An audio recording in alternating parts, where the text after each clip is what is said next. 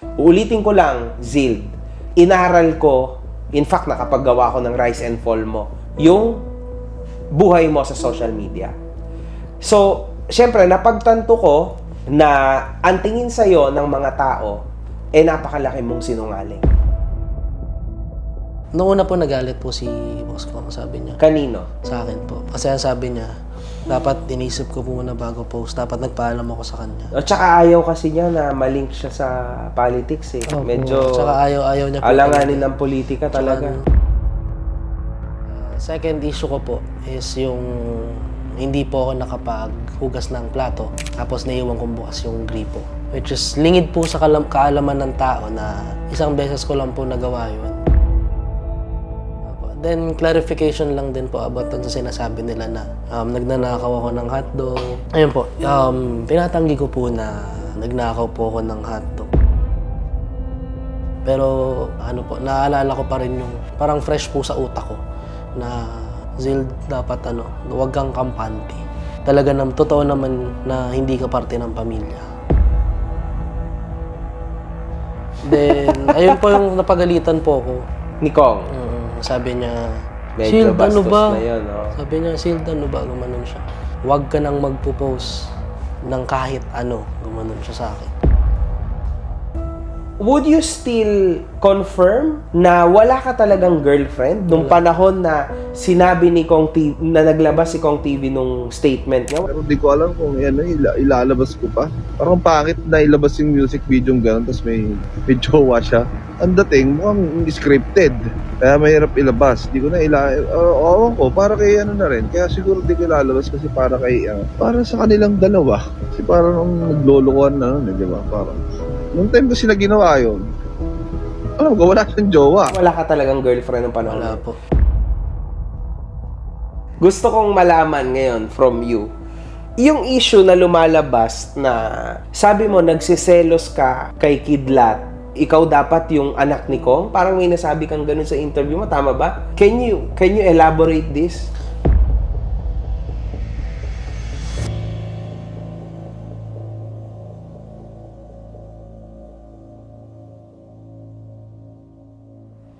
So what's up sa mga kahombre ko dyan? Makagago, what's up? Na naman nga pala to. At syempre mga kahombre ko, tonight, kasama ko si Zildjan, aka Kulob.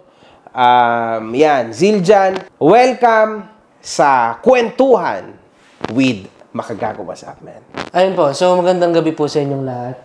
Ako po si Zildjan James Parma. Formerly known po sa ngalan na Kulob. Thank you po, Boss MJ, for giving me the chance po na makapunta po. Sige, ganito kasi yan mga kahombre ko, no? Eto si Zildjan pala, medyo matagal nang nag-message sa akin since Battle of the YouTubers days pa. Nito ko lang siya napansin. Actually, hindi ko alam yung kaganapan sa inyo. In fact, never kita kinontent. Kinontent ko lang po si Kulob, nito lang. Pero before no, never. Never pa kita kinontent. So, hindi ako pang sayo na circle mo, okay? Na content. I am happy na kahit papano sana makatulong ang platform ko sa'yo. Uulitin ko lang, Zild, kasi inaral ko, in fact, nakapaggawa ko ng rise and fall mo, yung buhay mo sa social media. So, syempre, napagtanto ko na ang tingin sa'yo ng mga tao, napakalaki mong sinungaling. Yan ang totoo. Tama, di ba? Isa to sa sitwasyon na gusto mo rin sana na mabago. Tama? Yes po. Sitwasyon na naiilang ka. Kasi imagine niyo mga kahombre ko, even dun sa video ni Boss Toyo, sobrang tindi ng hatred sa'yo ng mga tao. So, kailangan nating maintindihan dito, kailangan ipahatid mo sa mga tao ko, o sa mga kahombre ko, even sa mga former fans mo na nainis sa'yo, yun totoo. Kasi tandaan mo, ang pinaglalaban ko lang dito is awareness at real talk lang. Iba na si MG ngayon. Maybe ang napapanood mo sa akin dati, puro ako kabulastugan, kawalang yaan. Pero ngayon, it's all about awareness and real talk lang. Okay? Make sure na magsasabi ka ng totoo. Seryoso yan. Paano ba nagsimula ang karir mo sa Team Payaman? Nabalitaan ko po kasi na opening po ng kainan po ni Boss Kong. And nasa Albay po ako noong mga panahong yon. So, pumunta po ako ng Manila para po sa plano ko na haranahin lang po sila. Then, wala po sa plano ko na maging isa sa mga membro. Ang gusto ko lang talaga ay makantahan sila tapos papapirmahan ko yung parang picture po na dala ko. Then, ayun po, napansin po ako nila Boss Kong kasi nga may hawak akong placard. And then, yung placard po na yon ay nakasulat doon, ako po si Zildjian, mas kilala bilang Kid Uragon, taga Pulangi Albay. Gusto ko po sanang... Sikat ka na noon sa inyo na kumakanta ka. Hindi po. Ano lang po ako pa labas-labas lang po sa mga pag may events, kakausapin ko yung organizer na ako po si Kid Uragon, gusto ko pong kumanta. Kasi papakantayin nila ako sa stage. Tapos, ayun na po. Nung napansin na po ako ni Kong, pinapasok niya po ako sa... Ang galing ng pagkakataon, no? Isipin nyo mga ka-hombre ko, that's 1 in a million chance. Pero nakuha mo yung chance na yun. Kasi para mapansin ka ni Kong TV, that was tough. Very tough, man. Sige. Tapos, ayun po, pinapasok po nila ako. Tapos tinanong ako, in-interview ko, tagasan ako, ano bang ginagawa ko doon. So, ayun po, pinasample po nila akong kumanta. And then, nagustuhan naman po nila. After po nun, yung pinakain po ako. Then, ayun po, lumipas po ang isang linggo. Bago po pala yun, kinausap po si Kuya Kevin, which is yung assistant po ni Boss Kong, na kung pwede, bumisita po ako sa kanila. And nung time na po yun, papunta po sila ng Palawan. Ay, Palawan ata or Siargao, di ko po sure. So, ayun po, sabi po ni Kuya Kevin, kung pupunta ako, kailangan ko po magpa-swab. So, one week before po ako pumunta kila Boss Kong, nag-swab na po ako. Nag-negative. And nagulat siya kasi tinanong niya ako kung sealed, ano bang ginagawa mo dito. Then, tumiming po na si Mamita is paalis.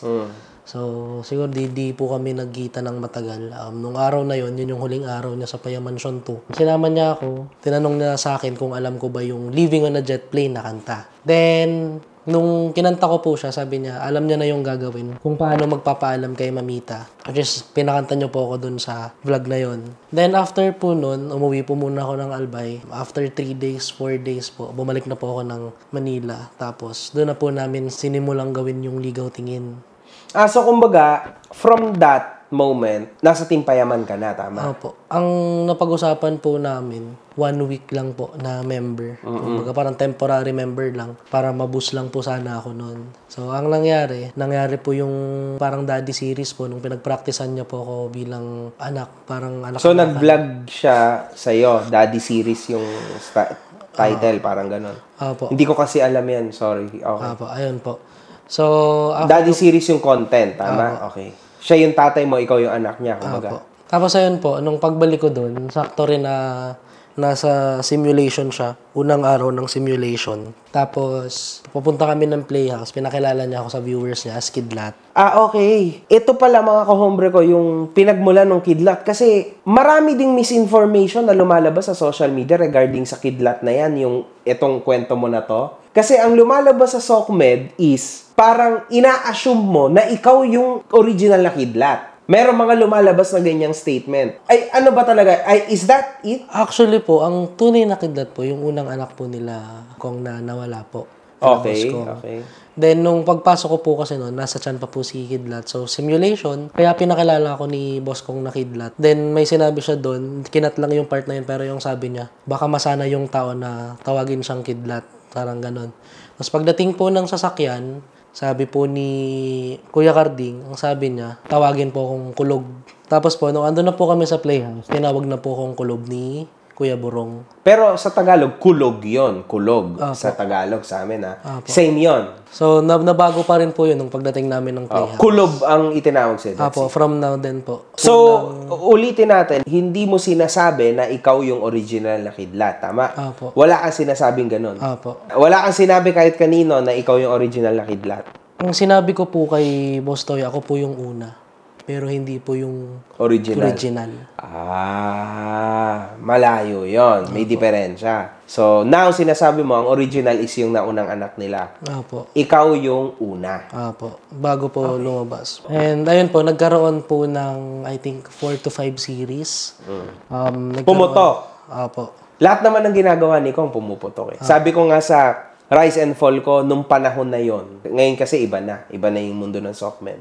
It's very tough now. Pero nung panahon na yon, si Kong TV, lahat ng nahahawakan niya, nagiging ginto.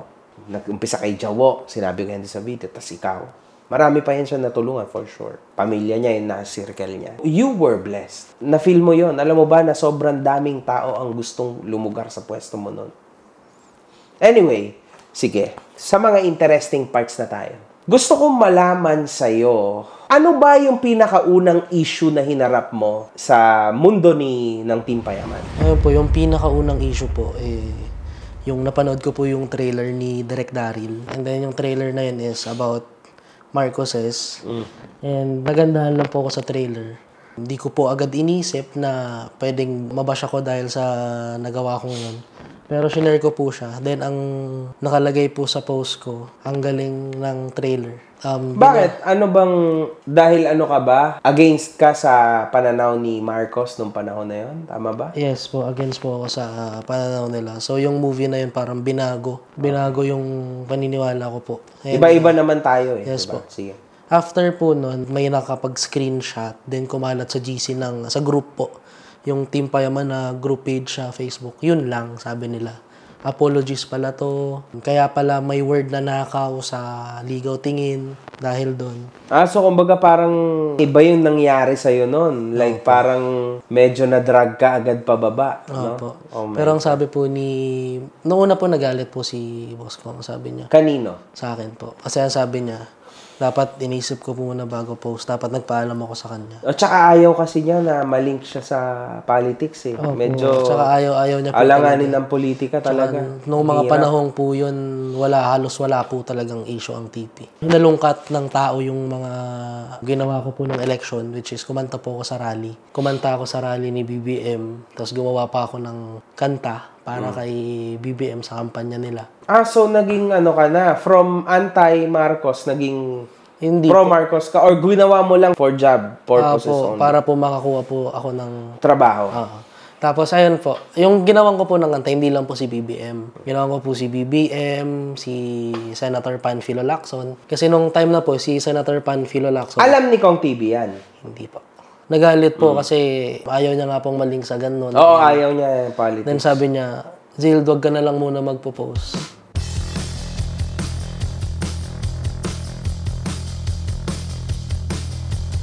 So nandito ko sa One Tusawa Food House, nakikita niyo naman, napakasarap ng pagkain. Ito po ay isang catering at event place kung saan sobrang daming tao na pumupunta dito para gumawa ng event. Siyempre, para kumain. Matatagpuan po itong branch na ito sa Bagong Silangan, Quezon City. Sobrang simple lang. Waze, One Tusawa, makikita nyo na agad.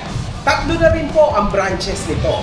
Naghahanap rin po sila ng magfa-franchise sa kanilang napakaganda at napakatinding food house. Sa mga interesado na mag-inquire para sa franchise, ito yung number nila through Viber.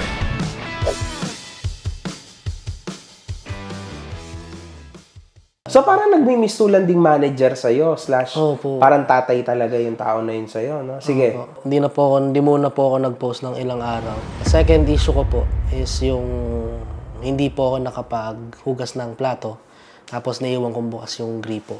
Which is lingid po sa kaalaman ng tao na isang beses ko lang po nagawa yun. Isang beses lang? Opo, kasi, parang ang lumalabas kasi sa naging research namin, parang every single time, yun na yung naging ano sa'yo na batugan ka, na ganito ka, hindi mo inugasan yung mga pinggan.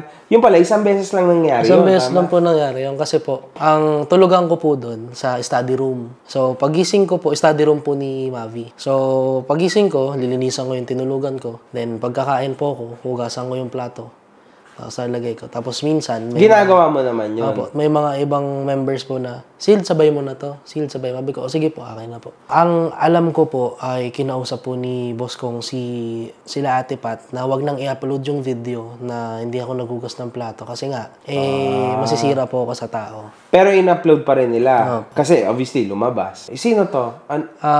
Kapatid po siya ni boss. Kapatid. Okay, okay. So, in-upload niya. Okay. Then, clarification clarification lang din po about dun sa sinasabi nila na nagnanakaw ako ng hotdog. Oo nga pala. Yes, nilabas ko din yan na may comment si Junie Boy na in regards to this. Alam ko po, pabiro lang po ni Tito Junie yun eh. Okay. Pabiro niya lang yun. Kasi po, nung time na po yun, nasabi po kasi ni boss ko sa vlog niya na nung andun kami sa Playhouse na puro ka kasi hotdog, kaya yung pawis mo pula na. Tapos naisip ko, sabi ko, what if every video, parang kumukuha ako ng hotdog, kumakain ako ng hotdog, para yun yung maging branding ko. So kumbaga parang scripted na yan. Pero hindi po inutos ni Kong na maging scripted. Kumbaga ikaw yon sa sarili mo na script mo na yun. Kumbaga karakter mo. Gusto mo na sanang gawing karakter yun kasi kumbaga nabigyan ka na ng hype ni Kong. Tama? Para rin po makuha ko rin po yung endorsement sana nung Tender Juicy na brand. Matalino ka naman din pala sa part na yun. Okay, tama naman. Tapos po, ayun po, sinasabi po nila na ako po nakakaubos nung stock ng mga hotdogs. Ang totoo po niyan, may nagpadala po sa akin isang company ng isang literal na kahon na puro hotdog, pero iba-ibang klase ng hotdog.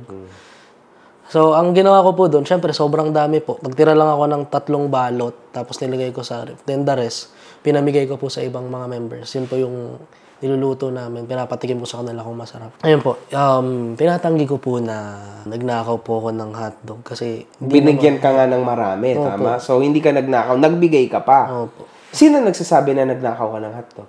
Yung dun po sa vlog po nila Ate Pat, kasama po dun sa hindi ako nagugas ng plato. Kakaluto ng hotdog. Kagabi nagluluto ng hotdog, yung mga cocktail ng Tender Juice. Gusto siya umubos ng hotdog ni Bobby. Kaya pala nagagalit ako madala. Siya pala kumukuha ng mga hotdog. Sino nagsabi? Si Ate Vian po. Sino to? Yung... Asawa po ni Tito Junie. Siya yung nagsabi, nagnakaw ko daw ng hotdog. Opo. Tinatanggi mo, hindi totoo yun. Naging issue din yun. Opo. Kaya po sabi ng tao, puro ka hotdog, ganun. Okay. Kaya pala ganun yung sa'yo. Laging, pag ito nga, nagbasa-basa ako, laging yung hotdog ni Mavi, mo na yan, di ba? Yun pala, hindi pala totoo yun. Pero malay mo, what if nagiging sarcastic lang yung fans ng Team Payaman sa'yo? Do you think nagiging sarcastic lang sila or medyo totoo na to? Meron pong mga sarcastic. Meron ding totoo. Okay. So, kumbaga, let's say, ano yung nakakalamang? Sarcasm or totoo? Feeling ko po, lang. Pantay lang. Pantay lang. Okay. Abante tayo. Ano pangatlo mong issue? Pangatlong issue ko po is yung during shoot po ng music video ng Ligaw TV. Yun pala.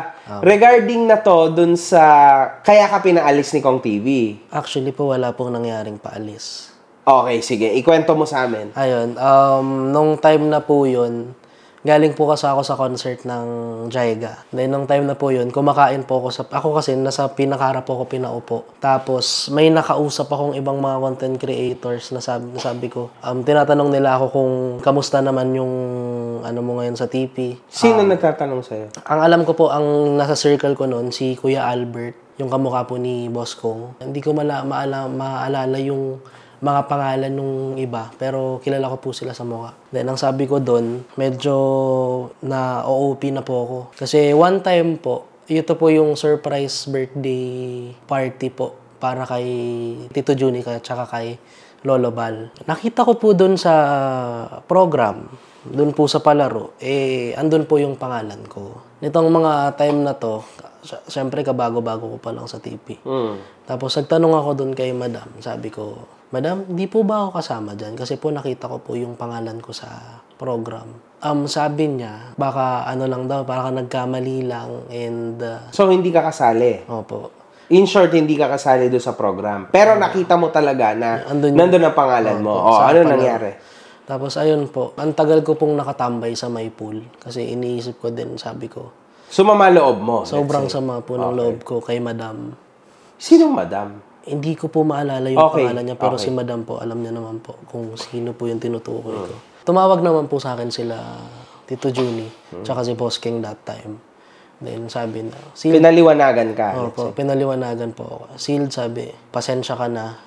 Hindi ko rin kasi alam to kasi surprise birthday party to. Bawi na lang, kain na lang tayo sa Wagyu Nico. Doon po sa resto po ni Boss King tsaka ni Ate Pat.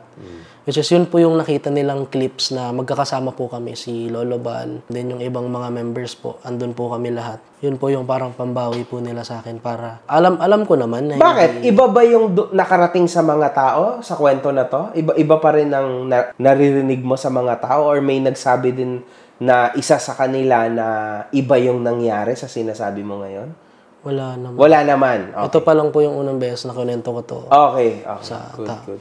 Tapos, ayun po, nasa Wagyunico po kami. Pero, ano po, naalala ko pa rin yung, parang fresh po sa utak ko, na, Zil, dapat huwag kang kampante.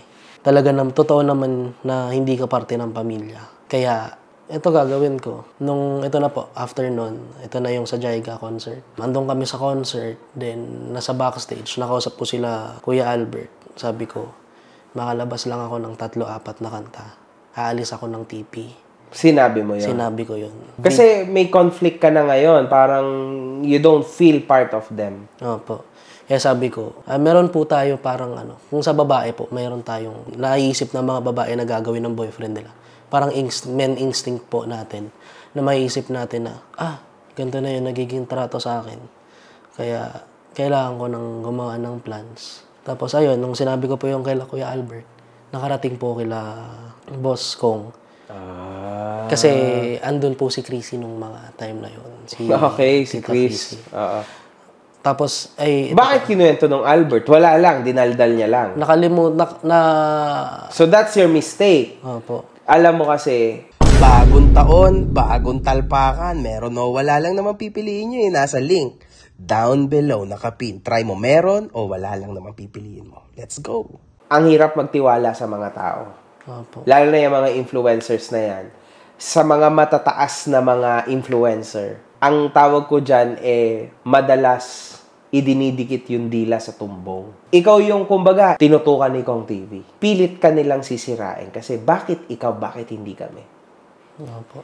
Tapos may nakalimutan pa po ako. Ito po, yung after po nung concert, sumama po ako. Pero in-offer na po ako ni Kuya Kevin na, Zil, doon ka na sa amin matulog. Huwag ka na sumama sa victory party. So dahil medyo matigas po ang ulo ko, sumama pa rin ako sa victory party. Tapos ayun po. Ayaw ni Kong TV na sumama ka doon? Hindi naman po sa ayaw. Kasi nagsabi po ako sa Jaiga kung pwede akong sumama. Tapos ayun po, medyo nag-inuman po doon. So nakainom ng konti. Pero hindi po ako lasing. Ang nangyari po nun, kumanta po ako ng Humanap Ka ng Pangit. So imbis na pangit, humanap ka ng Albert, si Asian Cutie po. Yun yung nagkwento kay Kong, si Asian Cutie. Feeling ko po si Tita Chrissy po. Si Chrissy. Na sinabi niya na, ba't mo bibiruin yun? Ikakikilala mo pa lang. May parang ganun po kasi akong ugali. Okay. Na pag alam kong magaan yung loob ko sa tao na ito, pwede ko na siyang biruin ng hindi masyadong nakaka-offend na mga jokes. So ayun po, kinakanta ko yung Humanap Ka ng Pangit ko. Gusto mo lumigaya ang iyong buhay, humanap ka ng Albert at ibigin mong tunay. So ayun, kinento po yun ni Tita Chrissy. Then, ayun po yung napagalitan po ko. Ni Kong? Sabi niya, medyo bastos na yun, no? Sabi niya, Shield, gumanon siya. Huwag ka nang magpo-post ng kahit ano, gumanon siya sa akin. So sabi ko, yung word, pasok dito, labas dito. So matigas po yung ulo ko nung mga panahon na yun eh. Okay. Dumating na po yung time ng MV. Okay, yung music video. Madaming views yun. 25 million views yung kanta mo na yun. Tama, sa Wish. So ang unang kita po namin is nung shoot po yung music video. Yun po talaga yung unang pagkikita namin. Then after po i-shoot yung music video, i-clarify ko po na wala po akong girlfriend nung mga time na yun. Yun. Okay, so now, dito lumalabas yung isa pang issue na binabato sa'yo ng mga tao dahil kinonfirm din ni Kong TV. Opo. Na ang awkward daw, kung ilalabas yung music video, tas ipapares ka kay Yves. Opo. Meron kang girlfriend. Opo. At nagsinungaling ka pa. Na meron kang girlfriend. Akala niya kasi wala kang girlfriend. Kaya niyo to ginawa. Pero di ko alam kung ilalabas ko pa. Parang pangit na ilabas yung music video gano'n, tapos may jowa siya.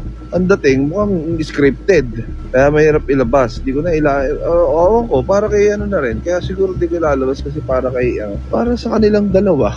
Kasi parang naglolokohan na nun, di ba? Parang, noong time ko sila ginawa yun, Alam ko, wala siyang jowa. Totoo naman po, wala po akong girlfriend nung time na sinushoot yung music video. Kasi, So, nung sinushoot yun, wala kang girlfriend? Wala po. Ang problema, hindi nyo na sinushoot yun nung panahon na yun. Tapos Opo, na yun tapos na. Alam So, na nung lang tapos na, may girlfriend ka na?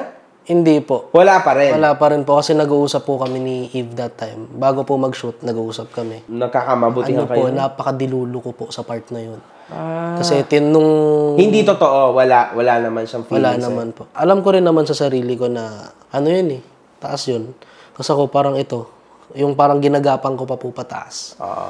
So, di po sinasadya nung interview ko sa V-Line Media Group. Nung interview na yon, sakto po, nandun po si Eve. Then, nagsabi ako sa kanya na kung pwede ba manligaw ako. Napakakapal po ng mukha ko. Kahit nung na-realize ko po, sabi ko, napakakapal pala talaga ng mukha ko nung mga oras na yun. Tapos ang sabi niya sa akin, mag-focus siya sa pag-aaral and tsaka na yung mga love life. Sabi ko, kaya ko namang maghintay, gumanon ako sa kanya. After nun, nag-uusap pa naman kami nung ibang mga araw. Then, after ilang araw, hindi na siya nag-chat. Siguro mga almost 2 weeks siyang walang chat. Then, ayun, nung mga time na yun, in-edit na yung music video. So, meron akong isang naging kaibigan. Kasi mahilig nung time na po yun. Mahilig po akong pumunta sa message request ko. Tapos kung sino po yung mapipili kong tatawagan ko po. Bakit? Kasi gusto ko pong sa kanila na hindi naman ako nagbago. Yung parang gusto kong makita nila na gusto ko konektado. Alam po yan ng mga taong mga tinawagan ko nung mga panahong to. Ayun po, nakilala ko po yung ex ko. Hindi ko na po sasabihin yung pangalan niya. And nung mga time na yon, nagkikwento na ako sa kanya. Nabi ko, susuko na ba ako? Hindi ko na ba ilalaban? Okay. Parang hindi ko na ba mahihintay talaga si Eve? Naging siya. Parang kausap mo pa lang siya. So, sige, may kausap ka ng babae. May kinakausap ka na, di ba? May ka-MU ka na, let's say. Tama? So now, dumating na sa point na, yan na, si Kong TV, nandyan na. Would you still confirm na wala ka talagang girlfriend nung panahon na sinabi ni Kong TV, na naglabas si Kong TV nung statement niya, wala ka talagang girlfriend nung panahon? Wala po. Kasi po, ilang beses ko pong sinubukan na So, nasaan ka nung panahon na yun, nung nilabas ni Kong TV yung statement na yun? Natid na po ako sa Albay. Hinatid ka na? Opo, wala pong palayas na nangyari. So, hinatid ka niya from Paranaque to Albay? Hindi po si Kong mismo nagatid. Nagatid po si Tito Juni, Kuya Bods, Kuya Mentos. Clear. Now it's very clear. So, ngayon, kung inihatid ka nila, nagpaalam naman ikaw kay Kong TV ng ayos, okay naman yung paalaman niya. Medyo nakakalungkot na paalam po yung kasi alam ko po may file po si boss kong nun kung ano po yung napag-usapan namin kasi nagpaalam siya sa akin kung pwedeng i-record. So, sa PC niya, tapos doon kami sa study room ni Mabi kasi that time, nilipat doon yung computer niya. Tapos doon kami nag-usap. Andun si Kuya Yo. Naka-record iba. siya. Yung usapan niya. Opo. Okay. Sa yun, sabi ko, kung yan po yung desisyon nyo, gagalangin ko. Sabi niya, Zil, uwi ka muna ng Albay. Mag-aaral ka. Tapos, sabi niya na baka dumating yung araw, pagtapos ka na mag-aral, tapos pag nakikita ko na okay ka na, baka kunin kita ulit.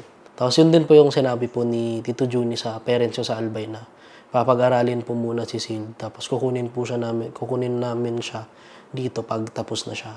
Yes, sinabi po yun nila Tito Juni dun sa parents ko. Okay, so isa yan sa motibo kung bakit hanggang ngayon umaasa ka pa rin na baka sakaling makabalik ka sa Team Payaman, tama? Yun po yung parang isa po sa mga kinapitan ko. Ilang beses ko pong sinubukang pumunta. So, pumunta ako doon, sabi ko, Sir Kong, na kasi tawag ko sa kanya nung nasa labas na ako. Sabi ko, Sir Kong, tulungan nyo lang po akong maiangat ulit yung pangalan ko. Hindi na ako didikit pa sa grupo.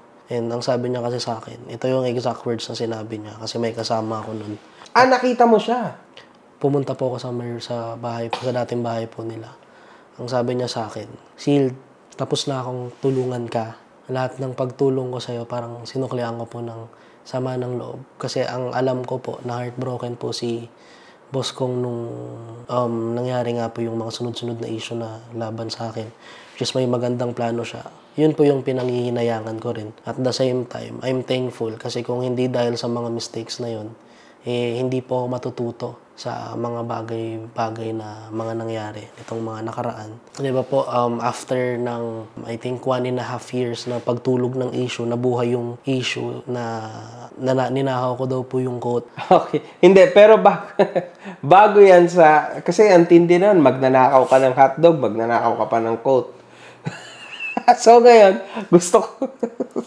gusto kong malaman ngayon from you, yung issue na lumalabas na sabi mo nagsiselos ka kay Kidlat, ikaw dapat yung anak ni Kong? Parang may nasabi kang ganun sa interview mo, tama ba? So yun, sabi ko, nasanay kasi ako na yung attention noon, nung wala pa si Kidlat, nasanay ako na yung attention ni Daddy Kong ay nakatuon sa akin. Siyempre, kahit sino naman na, kunyari, may nag-manage sa'yo. Ngayon, nakatutok siya sa'yo. Simula pagpasok mo. After nun, siyempre, hindi lang naman ikaw yung artist na i-manage niya. So that's why, may darating na panibagong artist na mas pagtututukan niya ng pansin. Yun yung naramdaman ko kay Kidlat. Sabihin nyo nang mababaw ako, pero siloso po talaga akong tao. Pasensya na kayo. Alam kong wala akong karapatan magselos doon dahil alak ni Daddy Kong si Kidlat. Can you elaborate this? Ang nangyari po nun, malapit na po ako makalimutan ng tao. So, parang nakita ko yung mga ibang influencers po, gumagawa ng issues. Then, after a week, mawawala po yung issue. After a week, twice a week, a month, mawawala na. Yung akin po, sabi ko, what if sabihin ko na nagsiselos ako dun sa anak? So, hype lang yon. For hype. So, hindi totoo yon. Hindi po. Kasi kahit naman po 18, 19 ako nung mga panahon na yon, masasabi ko naman na sino bang tao yung magsiselo sa sanggol. Kasi nung mga oras na po yun, sanggol. Pero kung marketing lang yung iniisip mo na yun, that was very effective. Kasi ang daming kumagat na galit sa'yo and pumutok ulit pangalan mo, tama?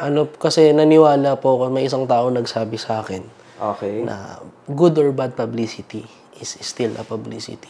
Gusto mo bang magpa-ads? Gusto mo bang i-feature kita dito sa aking mga videos? Simple lang yan, mga boss. Kontakin mo itong number na to, 0917-162-5696. I-Viber mo yan. Makipag-usap ka sa secretary ko. And let's work together. Okay. Napitan ko po yun. That was 2 years ago, no? Yes po. So, 2 years ago, that was okay. Pero parati mong tandaan is, sabi mo nga, good or bad publicity is still publicity, tama? Yes po. Ang problema, kaya mo bang i-handle yung bad publicity? Kaya mo bang i-transform yung bad publicity into good publicity? That's on you. Pero sa tingin ko, hindi mo siya na-transform. Ang nangyari sa'yo nun, after nun, lalo ka nabaon. Medyo may nabubuo na sa isip ko kung ano yung nangyari sa buhay mo sa social media ngayon. Sa huli, sasabihin ko. Pero, as of now, tama yung sinabi mo nung umpisa. Masyado ka pang bata na overwhelmed ka sa mundong ito. Hindi ka pa handa sa mundo na to nung panahon na yon. Alam ko naman pong maraming tao rin po yung naghahangad na mapunta sa sitwasyon ko nasa ako nun. Pero that world is tough. Lalo kasi hindi mawawala ang mga kupal sa paligid ng isang mabait na tao. Kahit kunwari napakabuti ng presidente mo. Example na lang. Ang bait ng presidente mo, yun ang binoto mo. Yun nasa paligid nun. Usually, 90+% of the time, yung mga nasa paligid, nung binoto mo na yon o nung taong tinitingala mo, yun na sumisira sa imahe nun. Pero unfortunately, hindi rin hawak nung tao na yon yung sitwasyon. Kasi hindi naman niya makokontrol yung utak ng ilang tao eh. He can just do that bit. Diba? Kaya niya lang magsabi sa'yo na, Kidlat, Kulob, ganito ka, magganto ka. Pero kung hindi ka naman makikinig, anong pwede niya magawa? Yun po talaga yung mali ko nun. Napakatigas ng ulo ko. Okay. Now, sige. Dito na tayo kay Boss Toyo. Sinabihan ka magnanakaw ng coat. So ngayon, dalawa na. Magnanakaw ng hotdog, magnanakaw ng coat. Can you explain us kung bakit ka magnanakaw ng coat? Ang sabi po nung dalawang members, si Kuya Kevin tsaka si Tita Chrissy, na magnanakaw nga daw po ng coat. Which is, ang nangyari po nung time po na ihahatid na ako pa Albay, bago po ako umidlip kasi babiyahe po. Kinamada ko na po yung mga gamit bago po ako mag-idlip sa study. Tapos, ayun na po. Nung kinamada ko, syempre, panatag na po ako na lahat po ng andoon, akin na. Technically, akin na. Kasi yung iba doon, bigay. Okay. So, hindi mo na ginalaw yung maleta mo? All of a sudden, nakita mo lang yung Hindi po siya maleta. Ano po siya? Alam niyo po yung parang nalulukot ho na cloth truck. Okay. Nagaganon. Tapos parang may mga bakal-bakal. Sige, nakaganon. Hindi mo alam paano nangyari na nakapasok doon yung quote ni Kong TV? Opo, hindi ko po talaga alam. Pero ang question is this. Yung quote na sinasabi mo na kay Kong TV, pinabulaanan naman ni Chrissy. And actually, may naging status pa siya na magnanakaw ka daw. Actually, sa Italiano niya pa na language inilagay. Ako kasi first language ko, Italiano. Opo. So, I actually understood yung sinabi niya. Totoo ba yun? Na ninakaw mo yung quote? Hindi ka nagnakaw? Kaya, sa buong buhay ko, sir, hindi talaga ako. Okay, ngayon, hindi ka nagnakaw ng quote. And actually, sa totoo lang, hindi rin naman quote ni Kong TV yun, tama? Opo. Ang alam ko po, quote ni Kong. Ngayon, so in short, pwede ba nating masabi na nagoyo mo si Boss Toyo? Hindi po. Hindi naman. Kasi po, ang buong pagkakaalam ko po, kay Kong po talaga yung quote. And yun po yung rason kung siguro back on last year, nung time na nasa Albay sila, Boss Kong, ba't ako nag-abang dun sa gasolinahan namin? Nakita mo ba si Kong doon? Tumigil po siya sa mismong harapan ko. Anong sinabi niya sa'yo? Ganun lang. Bang. So sabi ko, parang ito na yun. Kasi ang plano ko nun... So wala na siyang sinabi sa'yo? Talagang major disappointment na yung mga nangyari sa'yo sa kanya? Yun na yun. Ang plano ko po nun, kaya sinabi ko, nung sa live, ako pa po mismo yung nagpaakyat kay Tita Chris. Gusto niyo po ba umakyat sa live? Tinatanong niya ako, ba't ka pumunta dyan sa labas ng resort? Sabi ko, wala po ako sa labas ng resort na niliguan o pinagstayan nila Boss Kong. Kumbaga, si Chrissy, siya yung nagtatanggol sa Timpayaman. Kasi sa point na yon, kasi hindi nagsasalita sila Kong TV. Nakausap ko na po siya isang beses sa Hydro. Ang sabi niya sa akin, hindi magsasalita yung mga boss, core, mga boss namin. Ang alam ko, matagal ka na nilang pinatawad. Doon sa Selos issue pa po yun, yung mga time na yun. Hydro Manila 2023. Tapos, ayun na po. Ito na po, balik po tayo dun sa live. Ang sabi ko po sa kanya, gusto ko po silang makausap para magpaalam na ibenta yung gamit na mga binigay sa akin. And then, yung mga ginamit ko po sa Wish, yung iba. Tapos, parang ang naging lagay, pinagalitan niya ako sa live ko. Then, ang sabi niya, ba't mo guguluhin yung pamilyang nasa bakasyon? Doon mismo sa anak na pinagsilosan mo. Parang ganun po. Hindi ko po siya masyadong makakwento, pero yun po yung... Pero which yung pinagselosan mo, hindi totoo yun. Gawa-gawa mo nga lang yun, tama? Opo, hindi po talaga. Pero kumagat din si Chrissy doon sa, sarcasm mo na yon. Wala kasing ginagawa yan sa Bicol, kundi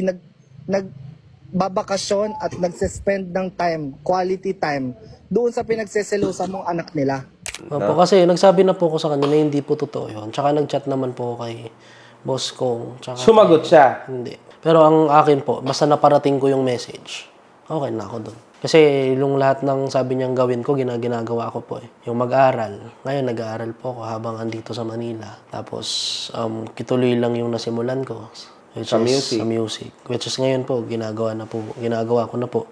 Kaya naghahanap po ako ng mga sponsor po na pwedeng sumagot po nung sa producer. So, ayun po. Balik po tayo sa live. Pinagalitan niya po ako na ang sabi niya, si Kulob naging hamog. Tapos lang gigil po siya sa akin nung mga oras na yon. Ang gusto ko lang naman talaga is makapagpaalam para hindi mabibigla. Para hindi na pa kasi naisip ko na baka pag ginawa ko tong isang bagay na to, pumutok ulit at maging issue laban sa akin. Lalo na po akong malulugmok. Ang kinakatakot ko pa po nun, baka i-content nyo po ako. Ako? Opo. Pero, baka i-content nyo ako, tapos yun pa po yung mga talagang wala na. Okay. Ngayon, if maiisip mo to, Kulob, no? Never kita kinontent.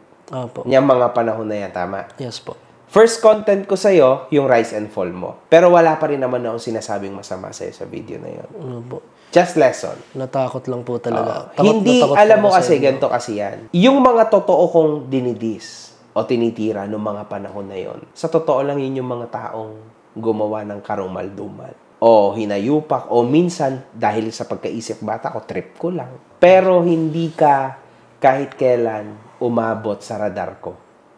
Because I think you just don't deserve it. Hindi mo siya deserve. Kasi kung totoong deserve mo, sana may ginawa ako sa'yo. Pero hindi mo siya deserve. Kahit nangyari na lahat ng mga nangyari, man. Pero hindi kita tinira kasi you just don't deserve it. Kung naggawa man ako ng content sa'yo nitong nakaraan, rise and fall mo lang. Recap ng career mo. And actually now, hindi ka naman nasikulob, di ba? Iba na pangalan mo, di ba? Anong pangalan mo? Dapat po maglilipat po ako ng stage name to Zac Ferrer. Kaso ipumutok po yung issue. Yung angkan po namin sa Albay, medyo sabi sa akin, parang pinaya ako daw yung last name ng grandmother ko. Siguro magsistay na lang po ako sa Zildjian. Kasi gusto ko rin naman may angat yung sarili ko ng pangalan na kasabay kong nabaon, ma-redeem ko po ulit. Kasi nga, ako pong tao, napaka-eager ko pong tao. Napaka-eager ko na tao na mabili yung ganto, yung ganyan. Kasi nga, priority ko po is yung family ko sa Albay. Wala kaming permanent na tutuluyan kasi ang bahay namin nasa gilid lang ng Riles. So, syempre ako, nakikita ko na may time na namumroblema kami kung ano yung kakainin. Hanggang ngayon ba? Oo, kasi ngayon po, sa lahat ng nakakapanood, wala naman po talaga akong kinita dun sa naging issue. Wala talaga. Opo. Then, kung gusto ng tao na ibalik ko kay Boss Toyo, kung ano yung... Ayun pala, yes. So, that's the thing. Paano yung kay Boss Toyo nga pala? Kasi lumalabas na parang niloko mo siya, no? Ibabalik ko po yun. Then, ibabalik ko na rin po yung code sa TP. Kung pagbibigyan po ako nila ng buong Team Payaman, kukunin ko po kay Boss Toyo. Tapos pag nakuha ko na po kay Boss Toyo, babalik mo yung pera ni Toyo. Magkano ba yung... 25 po. Pero nakausap ko po siya. Ang sabi niya po kasi sa akin, sabi ko sa kanya, gagamitin ko po kasi talaga yung pera para makabili po ako ng ganito, ng panggamit ko sa vlog at makapag-produce ako ng music. Kaya hindi ko po alam kung 15K po yung ibabalik ko or 15K po yung ibibigay niya sa akin. Ang sabi rin po nitong management ko sa talk, balik na lang yung pera ng buo. So, yun po yung naiisip ko rin na isa sa mga pwedeng makatulong sa akin na ma-redeem yung sarili ko pag nabalik ko yung dalawang bagay na kailangang ibalik sa totoong may-ari. So ngayon mga kahombre ko, nakwento na sa atin ni Zild ang kanyang part, no? Nasa inyo na kung maniniwala kayo or what. Pero ang sa akin, sa nakikita ko dito mga kahombre ko, legit, this kid is actually eligible sa tinatawag na repentance. Kasi wala akong sinasabi sa kanya. Like, siya lang mismo. 2 beses niyang inulit dito, tas 2 beses din off-cam. Na sinasabi niya sa akin continuously na napakatigas ng ulo niya. Napasok dito, nalabas dito. So, dun mga kahombre ko, nakikita natin yung tinatawag na repentance. And alam mo, Zild, sobrang halaga yung repentance. Ako, sobrang hinayupa kong tao, almost a year now, mga 11 months na ata, na meron akong tinatawag na repentance. Alam mo kung saan mo makikita yung repentance, Zild? Sinabi sa akin to ni Boss Caillou. Makikita mo yon sa actions. Hindi lang porke sinabi mo ngayong araw na to, pinakita mo sa akin sa baba, sinabi mo, nagkwento ka sa akin, nagkwento ka dito sa mga tao. Yun na yun. Repentance is an everyday work ethic. And yung repentance dapat isinasa puso mo. Hindi lang sa utak na repentance, no. Dapat nasa puso mo at totoo talaga. Sa totoo lang, mga kahombre ko, wala naman siyang sinasabi na masama, no, about kay Kong TV sa napakisama nila sa'yo ng Team Payaman. Meron lang, syempre, certain na mga tao na medyo sumama yung loob ng tao. Pero at the end of the day, pagdating naman sa Team Payaman mismo sa core, sabi mo nga, di ba, minahal ka talaga nila. Sa kwento mo, sa akin din, na parang sobrang solid talaga sa'yo ni Kong, iba yung pinangarap sa'yo ni Kong, but dahil sa katigasan ng ulo mo, wala talaga, di ba? Parati mo rin tandaan na actually hindi ka pa talaga ready. Naniniwala ka ba sa Diyos? Opo. Hindi pa daw yun ang panahon mo. Pinaramdam lang po sa akin na ganito. Pero pinaramdam sa'yo. Alam mo kasi, tulad ng sabi ko sa video ko, tungkol sa'yo sa Rise and Fall, ganun talaga. Nagkaroon ka agad ng cheat code in Kong TV. Kinaladkad ka niya pataas. So that's a free highway to heaven. Kaso lang syempre, the higher you go, the harder you fall. Normal lang yun. The higher you go up, the harder you fall. And actually, yun yung nangyari sa'yo ngayon. Isa pa, Zild, do not ever do this again. Kumbaga, huwag kang manghingi ng simpatsya sa tao. Para lang yung repentance. Huwag mong hingiin sa tao yung repentance. Huwag mong hingiin sa tao yung simpatsya. Tama na isang beses lang na sinabi mo. Kasi parang ang lumalabas ngayon, gusto mong mabago yung image mo. You just can't. Kasi hindi mo kaya bilhin sa kahit na anong amount o hindi mo kayang mapabago yung image na nagawa mo, yung image na na-form ng mga taong nanira sa'yo in just few days. Kasi kasama yun sa repentance mo, it's a daily habit. So wala, no chance, man. So yung hinihingi mo na simpatsya, it's not gonna work. May nasabi ka pa sa akin kanina, sabi mo nga kay Kong, humingi ka sa kanya ng tulong. Gusto ko lang maibalik at least yung tingin sa akin ng mga tao na sa positive way, 'di ba? Humingi ka ng tulong kay Kong. Hindi niya parang ayaw niya na talaga, 'di ba? Sinabi niya sa'yo, hindi ka na niya tutulungan. Natulungan ka na niya enough. Sobrang disappointed siya sa iyo, 'di ba? Hindi ka dapat nang hihingi ng ganun. Tandaan niyo 'to, mga influencers at sa'yo, Kulob. Libre lang mag-upload sa YouTube. Libre lang mag-upload sa kahit na anong social media platform. Kaso lang, it's a privilege na ikaw ay pakinggan at bigyan ng oras ng mga manonood. It's a fucking privilege. Kasi sino ka ba? Sino ba ako para pakinggan nila tayo? Mag-aksaya sila ng kung ilang oras man o minuto man para sa'yo at para sa akin. O para sa'yo na lang. Sino ka ba? Ang pandinig ng mga tao ay sobrang pribilehiyo. Yung bigyan ka ng pansin. Kaya even yung ginawa mo na pagpapapansin, yung sinabi mo na nagsiselos ka, kikidlat, at ikaw at si Kong, daddy mo si Kong, di ba may nasabi kang ganun? At sinabi mo pa na may nakapagsabi sa'yo na good or bad publicity is still publicity. No. Sobrang ekis, man. Hindi yon mag-work. It will never ever work kasi ang makinig ang mga tao o pakinggan ka o kahit tingnan ka ay isang pribilehiyo. Kasi instead na pakinggan ka, di sana nagtrabaho na lang sila, kumita pa sila ng isang oras na trabaho. Tandaan mo, man, this is a life lesson to you. And I really hope na makabawi ka sa mangyayari sa'yo sa career mo, man. The guy is still too young. Marami pang mangyayari sa'yo. Life goes on. Real talk yun, man. Life goes on big time. Hindi ka magkakaproblema. You'll be okay. Anything na gusto mo sabihin sa mga kahombre ko? Ayun po. So, alam ko pong nasabi ko na to sa statement ko po sa talk. Pero sa harapan po ni MG, sa mga idol ko na influencer, gusto ko pong sabihin sa inyo na ito na po yung huling beses na makikita nyo po o mapapanood yung babanggatin ko ang pangalan ng Team Payaman at nila Boss Kong. And asahan nyo po na after po na may balik lahat ng gamit, talagang mag-focus po ko sa music. Katunayan po sa tingin ko, Zil, sorry hindi mo naman na kailangan ibalik yun Wala naman silang sinasabi sa'yo na ibalik mo yun Sigurado ako, kilala ko si Chrissy. Chrissy is my friend now. Mabait siyang tao. Siguro na misinterpret, nagkakaroon kayo ng misunderstanding. Hindi siya ganon. Napakabait ni Chrissy. Legit. Hindi nila gusto na ibalik mo yan. Tansya ko. Kong TV is a very matured man. Hindi niya para patulan niya, lalo na't hindi naman sa kanya yan. Kinonfirm ng mga ng members, some of the members kinonfirm na hindi yun ang quote ni Kong TV. Si Chrissy nga nag-confirm. Huwag mo nang i-drag continuously yung pangalan mo with them. Huwag ka nang mamuhay sa fairy tales. Wala na talaga. Kailangan mong tanggapin yon. Kailangan mo siyang tanggapin as in, man. Na wala na talaga. Wala na, tapos na. Kaya now, dapat wala na makapigil sa'yo na ituloy mo ang karir mo sa pagkanta. Doesn't matter. Galit man sila ang tao sa'yo o okay man sila sa'yo. Alam mo sinong perfect example sa'yo? Si Skastakli.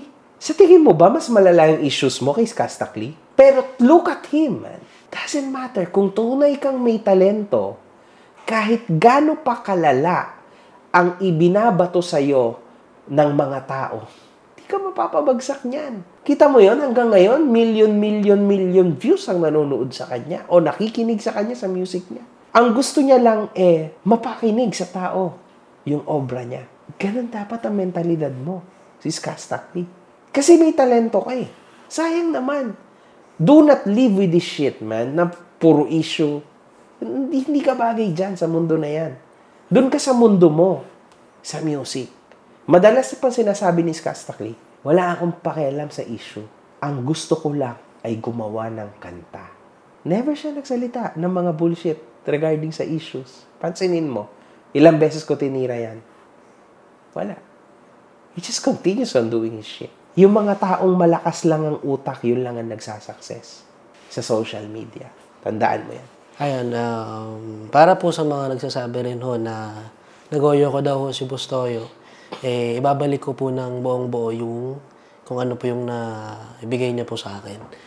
Actually po, nag-chat na rin po ako na sabi ko kung kailan po pwedeng pumunta ng Pinoy Pawn Stars para maibalik nga po kung ano po yung nabigay sa akin na bayad dun sa gamit na nabenta ko po sa kanya. Pero yung quote po, iiwan ko na po yun dun sa Pinoy Pawn Stars para kung sakaling gusto pong kunin or kahit alam kong malabo na po kasi kahit noon pa talagang hindi naman po nasagot si Boss Kong sa mga issue. Pero kung sakaling kay Kuya Mentos o kay Kuya Dudut yung quote na yun, pwede nyo po siyang kunin doon. Ibabalik ko po yung pera doon para po makuha nyo po yung para po matapos na and asahan nyo po na pakatapos po nito. Focus ka na sa career mo. That's it. Kakanta na lang At po. mag-aaral. Siyempre po. Yun lang. Maraming salamat. Yun lang. One love. Good fucking vibes. Thank you.